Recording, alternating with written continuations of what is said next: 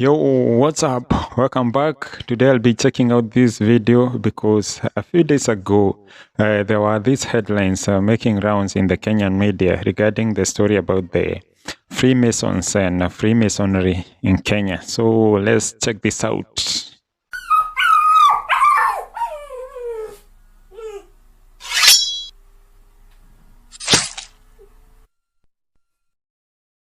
He is the chairman of Gor Mahia Football Club, Dr.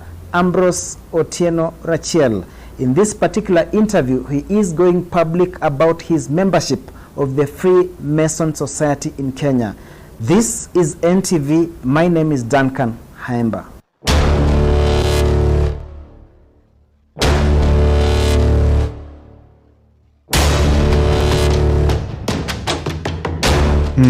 That intro is just something else. Rachiel, what is Freemason? Well, Freemasonry is a society like many other societies. I think the nearest I would equate it to is the Rotarian society. It is arguably one of the oldest societies in the world, coming from medieval times. Many secret societies existed, particularly in England, but Masonry became much more formalized from around 1640 and got very perfected around 1813. It is an organization, members organization, into which you are invited by private, usually by somebody who knows you very well. But our main objective is charity, if you ask me, is to do charitable activities to help humanity.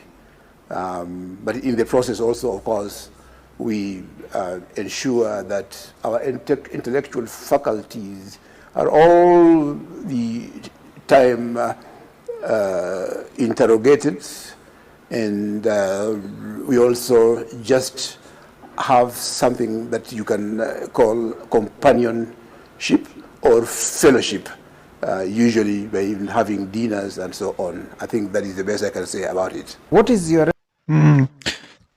I don't quite get. Okay, the first point I got that he said their main thing is to do charitable activities. But after that, the second point, it was, to me, it sounded like just gibberish. So it's just a collection of words, because I cannot deduce what he was talking about. Because, okay, I got the first point, charity, and then let's just go back and listen, because it's difficult. Into which you are invited by private, usually by somebody who knows you very well. But our main objective is charity, if you ask me, is to do charitable activities to help humanity. But in the process also, of course, we ensure that our intellectual faculties are all the time interrogated, and we also just have something that you can call companionship or fellowship, usually by even having dinners and so on. I think that is the best I can say about it. What is... I still haven't got it. To interrogate intellectual and having dinners. Okay, let me just let it go. But I don't get what he's trying to say. Fellowship and companionship. Okay, let me say I don't get it. Let's just continue. The response to those who say that it is a satanic... And also, his first point about that their main objective is to do charitable activities. If then that is one of their main objectives, then why not register as every other normal charitable organization? Why does it need to be a secret society? Because it seems the rest, what he has explained, it doesn't make any in a solid or in a concrete, you cannot know what he's talking about. So if they are doing charity, why not be like any other non-governmental organization? I don't. Fellowship, But anyway, usually by even having dinners and so on. I think that is the best I can say about it. What is your response to those who say that it is a satanic enterprise or some sort of devil worshipping? Yes, I think it's all about ignorance. If you get to the Masonic Hall, the first thing is it's a citation from King Solomon to God, that I shall build you an house and you shall establish your throne forever. It is reference to building of a temple of God. Nothing could be further than satanic from that reference. And indeed, Masonry is about building a temple. I would say I don't know much about the Freemasons, but one thing that, as he has said about ignorance, one thing that I like to do is to rid myself of ignorance before I talk about anything. Because, as he said, as the interviewer is asking him about, is it about satanic thing or something of the sort. One thing that I already knew is that it's not about any devil worship or anything to do with the satanic whatever, as he's explaining.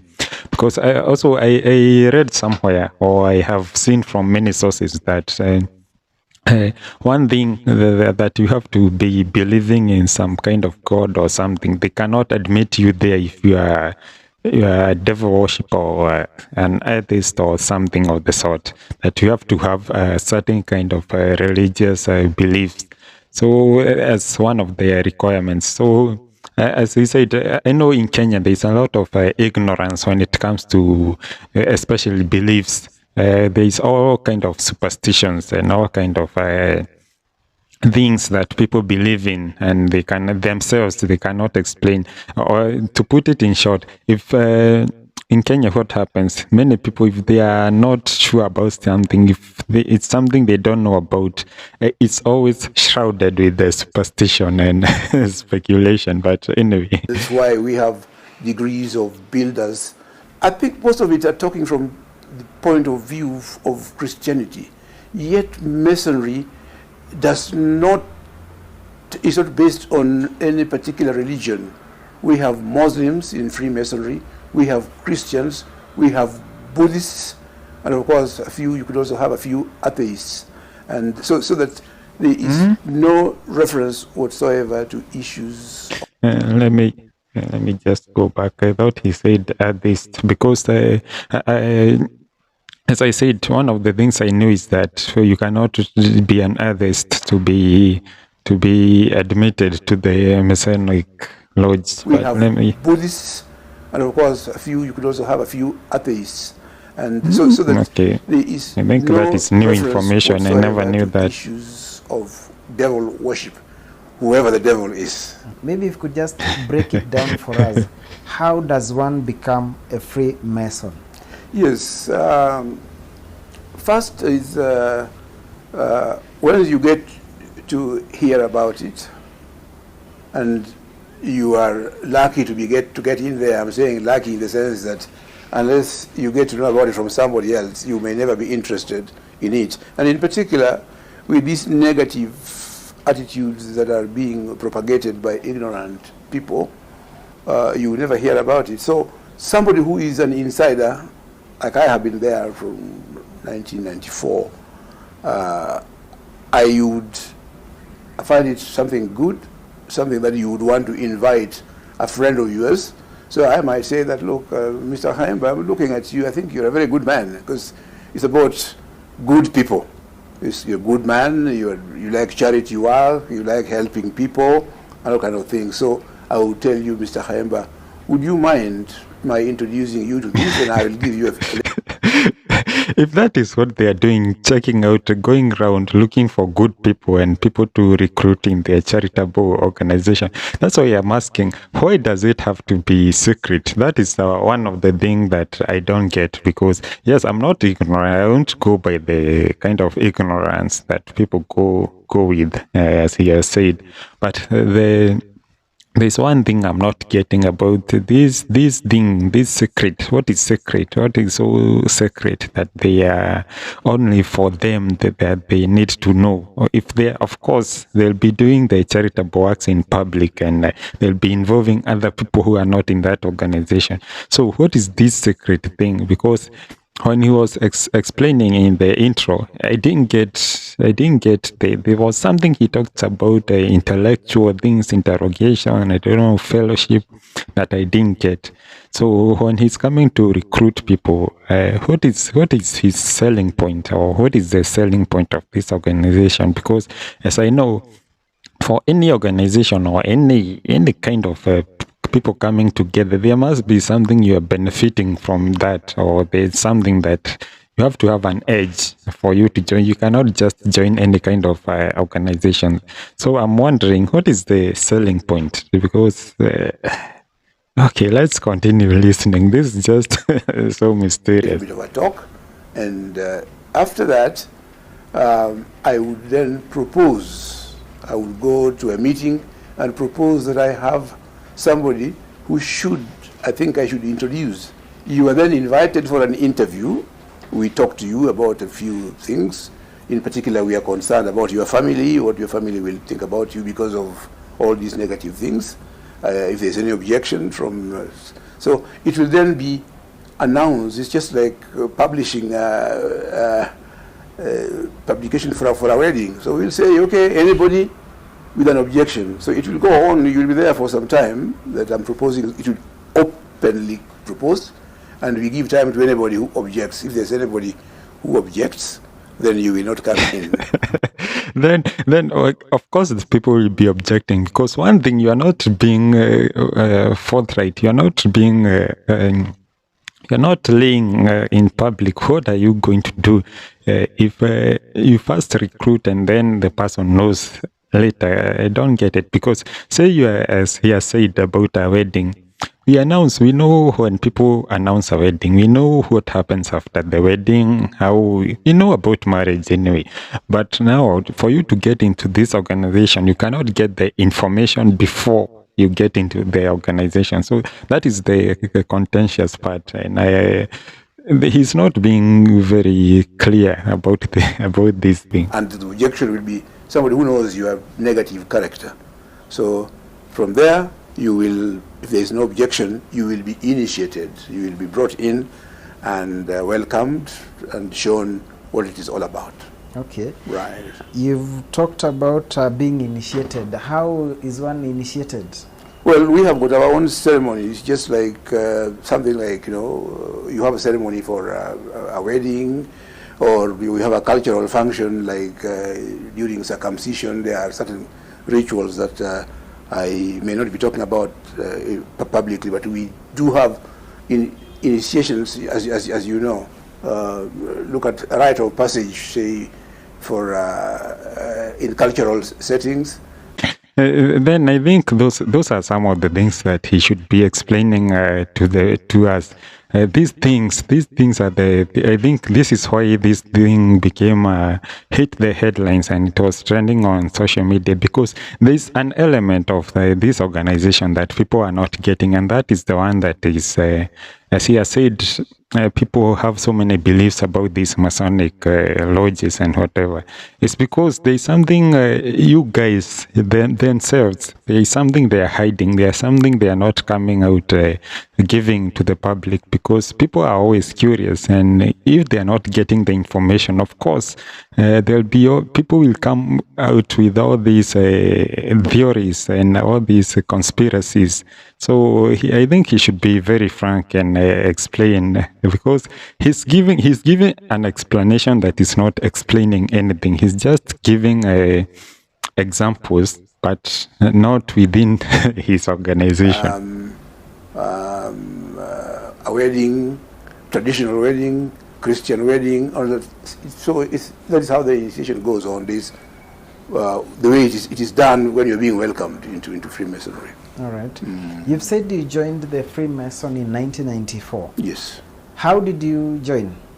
Well, a friend of mine, two friends of mine, well, let me say a first friend of mine came and mentioned to me and say, have you heard of Freemasonry? Yes, I have heard about it, but I don't know what is inside. So he took me through it, and then eventually said, asked me if I wanted to be proposed, and so he got a friend of his also, who knows me, because you have to have two people, somebody proposing, somebody supporting.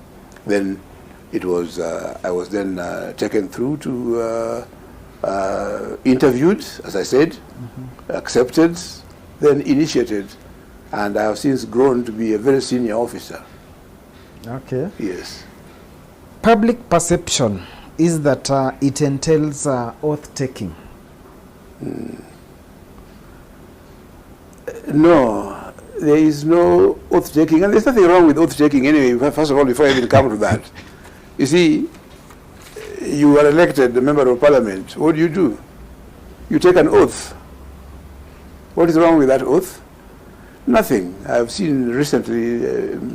I agree with him. There's nothing wrong with taking oaths, because oaths are taken in so many circumstances. But in this case, as I said before, even when you are taking the oath for any office or any whatever you are doing, you know the reason why you are taking the oath. And this is why I'm saying that this is where the conspiracy theories come in, because when he says his friends approached him and took him to the organization to take an oath, you have to know what you're joining. Is it the Taliban? Is it what is this thing what is this cause that you're joining? So I think that is one of the things that makes these secret societies a very. That's why they are shrouded with so much controversy, because the outsiders cannot know what is going on inside. And when he says, of course, these lodges are public, and even in Nairobi and whatever, they are there. And even the officials, such as himself, they are there in the open. But there is something they are not letting us know, and that is the thing that is causing this headache. So Parliament swearing, you are appointed to the Court of Appeal. You are sworn in as a judge. You take an oath. You are becoming a magistrate. You are sworn in. Take an oath. Yeah, but we know what a judge does. We know what a magistrate does. So this is why I'm saying this is the thing that is causing all this negativity. We don't know what you guys are doing. You are being admitted to practice medicine. You take an oath. So, I first of all want just to correct that there is nothing, people really try to trivialize things by making innocent actions. You see, if you, for example, go to court and then you don't want to take the Bible, you do your affirmation. That is an oath. So, there is no strange oath that anybody takes in Freemasonry. Okay. Anyway, that was just part of it, because, as I said, there's no information that seems to be coming from this guy. So, he has not shed a lot of light on this organization. But one thing I also know is the other side. He said about ignorance, because in Kenya there's a lot of superstitions. In this day and age is where you find people believing in all kind of things, and that is very sad, especially given that it's this day and age is we are in 2022. I find that some of the superstitions people have. This is where a country where people still believe in witchcraft. People believe that someone can bewitch you and magically bad things will start happening to you. This is a place where people believe in potions, in love potions, and all kind of ghosts and demons and things. Even in even leave alone those dark forces and whatever. Even in the mainstream religious organizations and like the churches and whatever, you see them also. They carry all these extra beliefs that are not even in that. Initially, they were not in that religion itself. That's why you find even some churches taking things to an extreme, like you'll see all these things, people saying they are doing healings, they are doing this, they are doing miracles. You'll see all these, which are if you think them critically without being having that baggage of bias and whatever, you'll see that there's some element of people believing in something that they are not, and doing things that are not, they are not very well going hand in hand with the reality, because such things such as this Masonic thing, the thing that is making it so hard to understand is this mystery, and this we don't know what is real and what is not. As he has said, we don't know if there is a devil. Actually, we actually don't know if they are doing devil worship or what, because they are not being truthful about it. And this is why I'm saying, even in like the mainstream religions such as the Christian churches and whatever, also there are some things that they do that leaves you with so many question marks. For example, I came across this clip. Let me just put it. I think I have just a minute. Of this church where some people are. Yeah, here it is. This is a prayer meeting somewhere.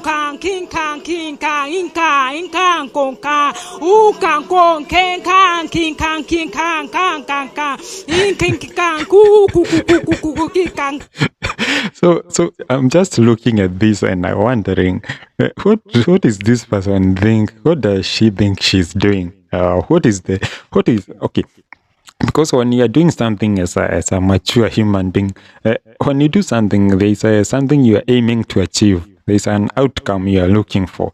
So I'm looking at this and I'm wondering, what is the outcome that will come from this? Just as I was talking about the Masonic temples and whatever.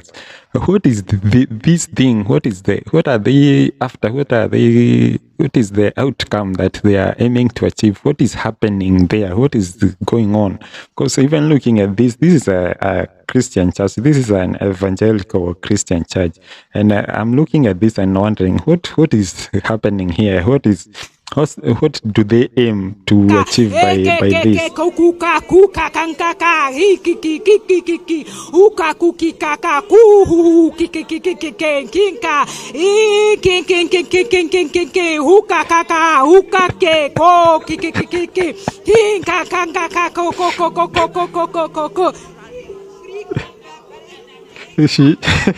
She even laughed, because this is just a pure act. Because this is the biggest fraud that you can do.